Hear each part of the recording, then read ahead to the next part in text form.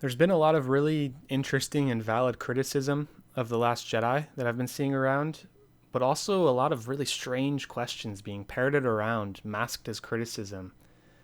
And that's what I take issue with. I'm making this in response to one such video by a pretty big YouTuber who recently made a video called 70 questions, 70 plot hole questions I have for Star Wars The Last Jedi. And what I'm going to do is use some very simple abilities that we all have to infer, to critically think, and read between the lines. And we're going to see how many of these questions that Level Cap asks that we can answer without the movie having to spoon feed us every little detail. Now, it seems to some people the definition of a plot hole is broadened so much that it now includes things like this. So for the sake of this video, let's agree on a definition of what a plot hole is. I actually really like the Urban Dictionary definition of a plot hole, which is, in a piece of fiction, a plot hole is a completely implausible occurrence or series of events that contradicts logic or a previously established event in the story. Includes things such as unlikely behavior or actions of characters, illogical or impossible events, events happening for no apparent reason, or statements/events that contradict earlier events in the storyline. A plot hole is not a simple omission of information or unanswered question. These can only be considered a plot hole if said omission has no plausible explanation and is essential information to the overall story's outcome. Now, a couple times throughout this video, I'm not going to know the exact answer, and I don't claim to be all-knowing when it comes to this movie, but I'm still refuting that question is a plot hole by offering up a reasonable explanation, one that makes sense within Star Wars and within the story of this movie.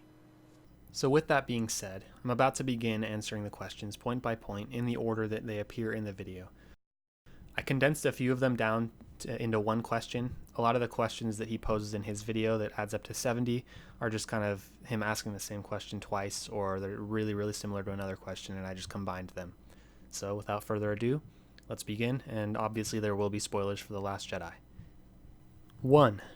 Why did the First Order fighters pull back from attacking the Resistance fleet?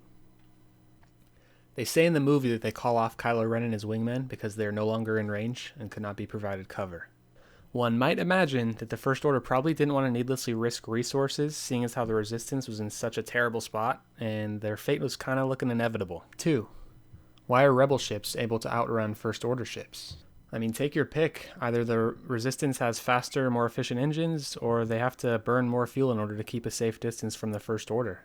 Throughout the movie, they tell us and visually show us that the Resistance ships can keep pace with the First Order ships and stay out of range, but they just can't sustain it. Do they really need to tell us why? Why did the Resistance ship slow down when running out of fuel? Wouldn't Newton's first law apply here? Alright, this one's pretty stupid. So Star Wars has a long history of not obeying the laws of physics, as you may know. But as long as we're using Newton's first law, I'll spell this one out. If one spaceship is chasing another spaceship, and both are accelerating equally and everything else is equal, and then the lead ship stops accelerating, or runs out of fuel, the chasing ship will catch up to the lead ship and overtake it. This would likely appear as if the lead ship is slowing down. 4. Why can't Hux have some of his destroyers just hyperjump right in front of the Rebel fleet? This is actually a really good question and one that I've been seeing around a lot, but I think it does have an answer. And in order to answer it, I think we're going to have to get into a little bit how hyperspace works in Star Wars. So, in the galaxy of Star Wars, there are pre-established hyperlanes throughout the galaxy. And it's considered to be very dangerous to make any kind of jump outside of a pre-established hyperlane. And what do we know about CRAIT so far in The Last Jedi? Well, it's in the Outer Rim, which means there's a lot less established hyperlanes, and it's a totally unmapped or unmarked planet on the galaxy map, which means that there probably aren't any established hyperlanes around CRAIT. So the First Order would have to make a blind jump, and they probably deemed that a little too risky just to speed up what they thought was inevitable. Now, should The Last Jedi have included a throwaway line such as some Resistance officer going, "Hey, do we have to worry about the First Order jumping right in front of us and cutting us off?" And then Leia or Holdo or someone saying, "No, they'd be crazy to do that. There's no established hyperlanes here." I don't know. I don't really think it adds a whole lot to the movie other than to directly address this question, which 99% of people aren't even going to think to ask. But there's your answer for you crazy 1%ers. 5. Why don't blasters affect shields at long range? I really have no idea what you're referring to here. 6. Why can shields stop capital ship weapons, but fighters can pass straight through them? So we already have some examples of shields behaving similarly to this in Star Wars. For example, in the Battle of Naboo in Episode 1, the bubble shields block blaster fire, but allow physical objects through. The shields of the RADDUS, which is the Resistance flagship, appear to behave pretty similarly to this. 7. When did spaceship shields become bubbles? Well, check out the last answer. But is it really that hard to think that there might be different types of shields in a universe like Star Wars? Maybe different manufacturers or categories or tiers of shields, all of which maybe behave a little bit differently than others? 8. Why did the Resistance transports get blown up so easily? They didn't try any evasive maneuvers. Poe managed to dodge all kinds of blaster fire in his X-Wing earlier in the movie. Maybe it's that some ships handle differently than others. I might imagine that transports are a little less nimble than fighters, and they might be much easier targets too. 9. Why didn't the Rebel command ship or the RADDUS try to block the shots on the transports? So HOLDO didn't really have a whole lot of time to plan something once she saw the transports getting obliterated. But what she did end up doing seemed to be pretty damn effective in my opinion. And just to give a more direct answer, even if she did try to block the shots, I don't think it would have been that effective because the artillery shots from the Supremacy seemed to kind of travel in an arc, so the Supremacy could have just arced the shots over the RADDUS. 10. Why did the First Order only find out about the transports when DJ told them? There's actually a piece of dialogue that explains this. Right when the transports are pulling out of the RADDUS, a Resistance guy says that they are cloaked and should not appear on the scanners. I'm assuming these scanners might behave somewhat analogously to the submarine sonar, where you have to kind of know exactly what to look for on the scanner to find something. I'm sure once DJ told them about the transports, the First Order started to scan for a specific type of cloaked ship and was then able to lock onto them. 11. Why did Finn and Rose tell DJ about the plan? They didn't. DJ overheard them discussing it kind of from the back of the ship once they got word from Poe or whoever sent the message. You can clearly see DJ sort of perk up once they say it. 12. Why didn't the rebels have all the ships just jump away in different directions? I'm not really sure, but I'd imagine it has something to do with HOLDO thinking it best to keep everyone together. Something like safety or numbers and all that stuff. 13.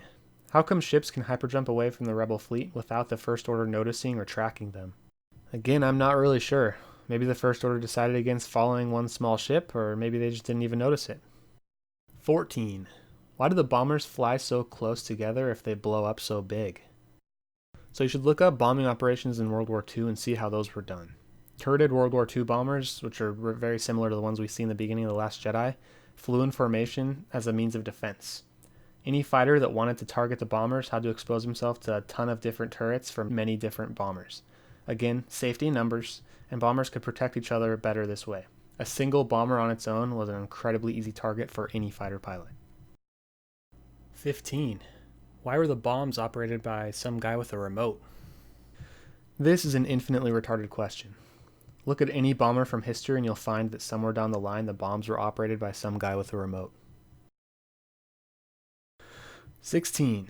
Why do bombs fall down in space? According to one of the new coffee table books, not sure which one, but probably the new visual dictionary for The Last Jedi, it says, quote, "The bombs don't technically drop in microgravity but are impelled from the racks by sequenced electromagnetic plates in the clip. The bombs are then drawn magnetically to their unfortunate targets." 17.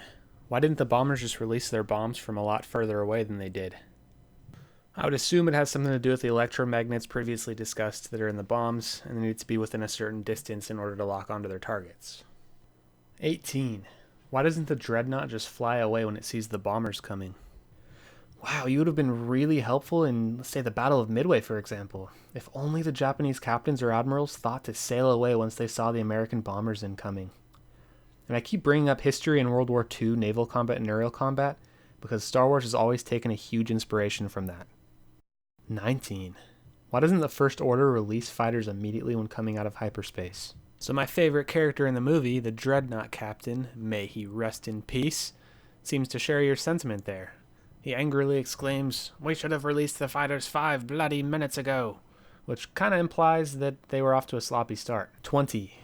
Why do they think Poe is just a messenger ship? Maybe they were just curious about what he'd have to say with him being at such a disadvantaged position. 21. Why can HOLDO use hyperspace travel as a weapon, and why hasn't this been done before, especially against the Death Star? This question isn't so much a plot hole, but instead kind of opens up an interesting can of worms, lore-wise, in Star Wars. There's a couple theories that I've seen around, and I really like them because they very neatly answer this question. And this one is actually very nicely set up from The Force Awakens. How are we getting in? Their shields have a fractional refresh rate. Keeps anything traveling slower than light speed from getting through. We're making our landing approach at light speed? And I think you know where that's going. It's pretty reasonable to assume that the First Order's using those types of shields on their ships too. 22. Why build such a big ship if something so small can kill it? So there's actually precedent for this in both Star Wars movies previously and in history, in battles in real life. In regards to Star Wars, in Return of the Jedi, the Super Star Destroyer is taken out by a single crashing A-Wing pilot. And then in real life, there's tons of examples of small ships or small planes doing enormous damage to big battleships or destroyers or carriers. The aircraft carriers in these big ships need to be protected because their utility far outweighs their fragility. 23. Why does Poe have to land on the RADDUS before it jumps to hyperspace? Don't X-Wings have hyperdrives? Yes, they do, and again, I'm not entirely sure, but maybe the hyperdrive on an X-Wing isn't as fast or comparable to the one on the RADDUS. It's just my thought. 24. How did Finn and Rose escape the ship if they had ties on them the whole time? We actually only see ties chasing them on the landing approach to CRAIT. There are a couple shots earlier of the shuttle flying freely. I'll let you infer the rest. 25. How did Rey get from the Supremacy to the Millennium Falcon? In the scene where Hux first sees Snoke's body, either him or KYLO mentions that she escaped with Snoke's personal shuttle. 26. Why do Finn and Rose know how to fly speeders?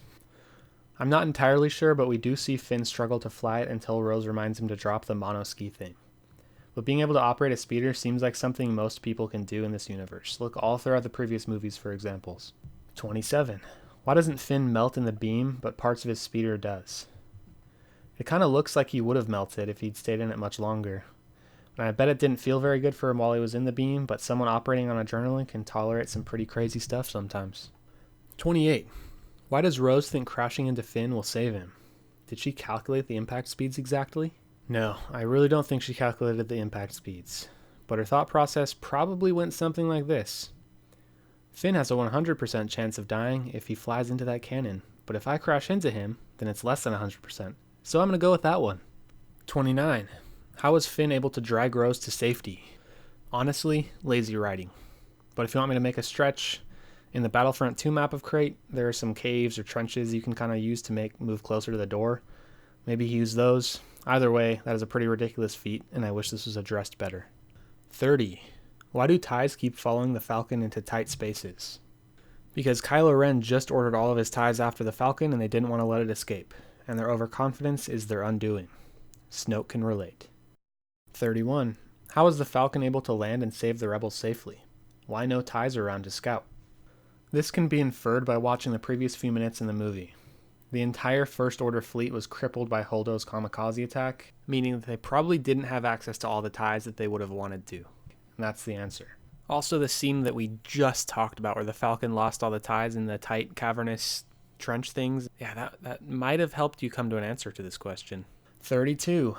Did the First Order leave the planet CRAIT once they saw the base was empty? Probably they did, yeah. But I really seriously doubt their ability to continue the chase on the rebels after that point.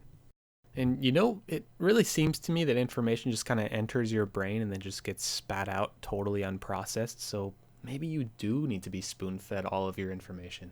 Either that, or you're just artificially inflating the amount of plot holes that you think are in this movie. 33. If the entire Resistance can fit on the Millennium Falcon now, is it even a Resistance anymore? Well, we're going to have to wait till episode 9 to find out. But I'm going to go out on a limb and say the answer is yes. 34. How are they so confident people will sign up for the Resistance now? I think you could answer this by asking another question. How much of the galaxy do you think wants to live under the rule of the First Order? I also think Luke doing what he did on CRAIT is the new spark of hope that's going to get people fired up to join. 35. Why is Finn so good at fighting? Wasn't he just promoted from a janitor? Without doing a whole deep dive into Finn's backstory, Finn was considered to be one of the best troopers of his corps, and it is common for grunts to be assigned various upkeep duties when they're deployed somewhere. He also worked very closely with Phasma while he was a trooper. 36. Why did Phasma suck at fighting? She didn't. She also pretty clearly beats Finn. She would have won that fight if Finn had not fallen into a rising elevator and then hit her while she was surprised. 37. How come Phasma's armor can block blasters but no one else's can? Shouldn't all troopers just have that armor? So Phasma's armor is made from chromium, the same stuff that plated the Naboo starfighters and especially the yachts that we see Amidala aboard in the prequels. It's actually very rare and signifies royalty. 38. Why did Finn and Rose park their ship on the beach? Again, I'm not entirely sure, but a little inference here does not hurt. Maybe they didn't want to register in our parking system for fear of being identified? Their choice obviously did not pan out though. 39. Why does BB-8 have a casino coin shooter? I don't think that the only purpose for that is to shoot coins, but you really got me there. 40. Why doesn't the Resistance have their own codebreaker guy? You're so right, seeing as how they apparently grow on trees. The Resistance is barely holding on to things at this point, so I'm sure they'd love one. 41. Why does Maz take a phone call during a firefight? Because Maz is one kooky girl. 42. Why are there only a few hundred people in the entire Resistance? Because the rest of the Republic didn't view the First Order as a threat. Only Leia and her loyal followers served as the watchdogs against the First Order, basically. Also, the Republic was pretty much entirely demilitarized before The Force Awakens. 43. Why is Poe so quickly forgiven for disobeying orders and even mutiny? Resistance couldn't exactly afford to lock up one of their best and most influential heroes. Bigger things to deal with, and his intentions were pure. I'm sure the leadership acknowledged that. He clearly learns from his lessons by the end of the movie, too. 44. Why does Holdo dress like she's going to an Arcade Fire concert? It clearly causes people to undermine her authority. First, because Holdo is a senator. And second, I really don't think that's what caused Poe to undermine her. 45. Why didn't Holdo just tell Poe about the plan? Poe was just demoted and had displayed serious issues with authority and leadership. It's also probable that he was about to be told right when he notices the transports being fueled, and then goes nuts, calling Holdo a coward and traitor in front of the whole crew. Any competent leader is going to kick someone out like Poe in a similar situation. 46. Why a topless Kylo Ren scene? You may have partially answered this in your own video. Kylo's kinda hot. Did you see how ripped he is? Just be thankful it didn't happen while one of them was on the toilet. For real though, I just read that they wanted to really convey that it was as if they were in the same room together and that they could entirely see each other, and that was the best way that they thought of that they could convey that, and I kind of agree with them actually. 47. Why can Ghost Yoda control lightning? I don't know, but I do actually have a theory. I think it might have something to do with the location being so Force-rich. The island seems to be very powerful with the Force since it's, I think, the first Jedi Temple, right? This will be an interesting thing to theorize and discuss, though, and I'm kind of actually glad they didn't answer this. 48. What's the deal with Chewie's insane arc? He goes from hating cable-chewing Minox to loving Porgs. Who even is Chewie anymore? Right, because Minox and Porgs are completely equivalent. Minox are not disgusting at all. Do you think Chewie would have had the same dilemma if he were to eat a Minox as others Minox watched? I really don't. Minox are really gross. This question was really dumb. 49. How can Luke project himself to another location so far away? That was crazy, right? Again, we don't really know, but it's pretty awesome and seems like it requires pretty much an absurd mastery of the Force to do it. But if you really take issue with any new Force abilities being explored in these new movies, you probably shouldn't be watching them in the first place. 50. What happened to Luke's green lightsaber? And why not use that in the projection? I have no idea what happened to the green saber. And Luke maybe wanted Kylo to be that much more angry once he realized he was fighting just a projection and missed all the signs still. It's a great way to display the downsides of fighting with so much literal blind hatred. I really don't know that, but that's just kind of what I thought up when I saw this question asked. And it's actually kind of a good question. I think it's a fun one to think about, not in a bad way. It might also be worth noting that Luke may have had no idea that his blue lightsaber just got cut in half. 51. How did Maz get Luke's blue saber in the first place? This is one that should go to J.J. Abrams. And in my opinion, I really don't think this question needs to be answered in one of the movies. There's a whole number of ways they could answer it in another way without wasting time in the movies. 52. So who is Snoke, and what is his backstory? I'm going to let Ryan Johnson take this one, and then I'm going to add some of my own thoughts afterward. I pulled this from an IGN article, and I highly recommend reading it. It's a really good insight into why Rian Johnson did this. But anyway, I think it boils down to a couple sentences, and that is, quote, "It's not about where he comes from. It's not about his backstory. He is the guy behind the guy. And I think he plays out his part in this movie as is appropriate." What Ryan's basically saying here is that Snoke's backstory doesn't matter. The story is about Kylo Ren and Rey. Snoke essentially served a purpose, and that was it. I really do believe that at some point we will get a proper backstory to Snoke, but I'm kind of in agreement with Rian Johnson here. I don't think it really matters to this story, and I think Snoke was kind of one of the weaker characters of the new trilogy anyway, so I'm kind of happy to see him gone. And I know that Snoke's death is one of the most divisive elements of the new movie to some fans, and it really deserves its own video on this, just on this topic, because there's a lot to unpack there really is. So without getting too deeply into it, that's all I'm going to get into for this video. To reiterate, the answer to this question of what is Snoke's backstory is, it doesn't matter. This is an answer that you certainly can be upset about, but it is definitely not a plot hole. 53. Why can Snoke detect every thought Kylo is having, but can't tell he's about to be stabbed? This is actually completely visually addressed in the film. Snoke wasn't actually reading his thoughts there. He was reading his actions and the lack of conflict and the complete darkness in Kylo. To Snoke, that meant Kylo was about to kill Rey, not that he was about to cut Snoke in half. Kylo Ren actually did a pretty brilliant job of masking his actions and totally catching Snoke off guard. 54. If it's so easy to manipulate lightsabers from across the room, shouldn't Jedi not carry them for fear of someone else activating it? I didn't get the impression it was easy to do. It probably requires a ton of dexterity and fine control with the Force to be able to pull that off. Also, it probably requires a totally unsuspecting victim. 55. Why is Rey even better at fighting than in the previous movie? The answer's still the same as in the previous movie. She's clearly grown up fighting for herself. She benefited especially in this fight from having Kylo back her up, and struggled once they got separated. She won by using a cheeky move from a bind. Also, I think Kylo shows her up big time in this scene. At one point, he's fighting 3 guys at once, and handles it pretty effortlessly aside from the last guy. 56. Why do they think Snoke is dead? Couldn't he just get robot legs like Darth Maul? I'd say the close-up of his lifeless body and eyes rolled back into his head is pretty telling. But people already do have all kinds of theories saying that Snoke survived somehow, so who knows? 57. Why is the slave kid able to move things with the Force already? Doesn't that take a ton of practice and training? His midichlorians are off the charts. But probably he's just a savant with the Force. 58. Why did Luke make a map if he wanted to be left alone? Luke never did make the map to himself. It was always just people that thought he went to the first Jedi temple, people close to Luke, that said that's where they thought he went. So it was just a map to the first Jedi temple where people thought Luke might be. Luke never made a map. Anyway, those are just my answers to all of Level Cap's dumb plot hole questions that he just kind of spews out on the internet without actually thinking about while watching a Star Wars movie. Okay, no more sarcasm. I did just want to put some closing thoughts to wrap up this video. And as someone who actually totally adored this movie, I kind of wanted to address some of the more ridiculous criticisms that I've been seeing about this movie and kind of show why they are actually kind of invalid.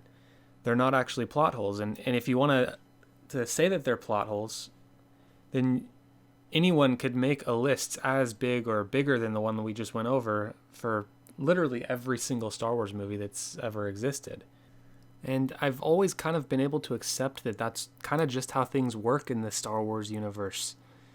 And if you want to know more, if you want all the details to all these questions, why bombs drop in space, and Newton's first law, why spaceships don't slow down so fast, stuff like that, there's the visual dictionaries and stuff that you can look up afterward. I really don't want these movies to have to take the time to answer all these detail-oriented questions that really have no bearing or don't matter at all to the plot of the movie. I really don't think plot holes were much of a negative factor to this movie at all, at least any more so than any of the other Star Wars movies. So let's get to the substance. Why didn't you like what they did with Luke Skywalker? Or why do you think they killed Snoke too early? Isn't he supposed to die at the end of the 3rd movie? What the hell? Or the casino planet felt very weird and unrewarding in the end. Stuff like that. I think that's where the substance of the criticism is. And even if I disagree with a lot of it, and I'd like to discuss it and debate that stuff, I think that's where the criticism has the most value. And that's basically it. That's what I want the point of this video to be. And for those of you that have stayed around and watched or listened to this whole thing, there's something wrong with you, and especially me for making this. But thank you very much for watching, and I hope you found my insights and my thoughts on a lot of these questions useful, even if they're maybe incorrect. They come out to be incorrect later on, or if they already are. But with all that being said, thank you so much for watching, and I hope to see you guys around.